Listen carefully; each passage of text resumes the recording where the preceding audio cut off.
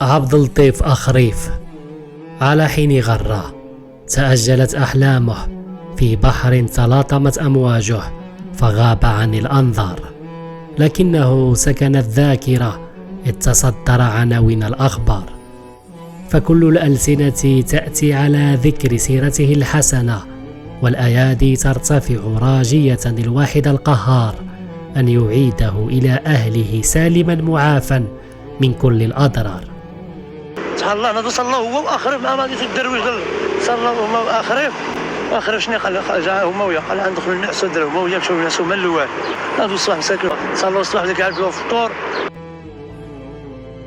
من بئر الشفاء أحد أشهر الأحياء الشعبية بطنجة بدأت الكرة بين قدميه تدور، عسى أن تعود بالأفراح والسرور على أسرته التي حمل على عاتقه أن يعينها ويعيلها، فكان ذلك لقبا يفوق في ناظريه الظفر بالبالون دور.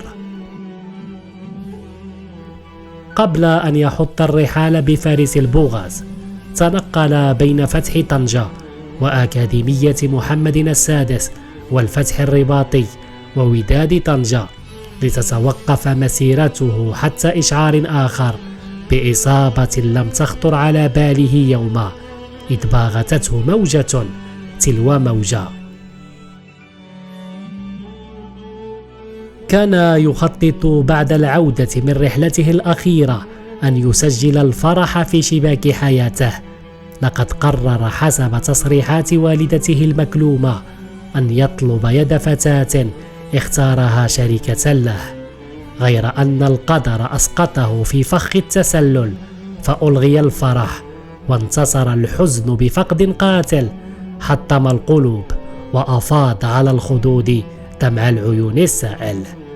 غاب أخريف الابن البار بوالديه غيابا محصورا بين حتى حين أو إلى الأبد، وأمنية والدته المسكينة أن ترى منه الجسد، أن تلقي عليه نظرة تشفي غليلها ولو كانت للوداع.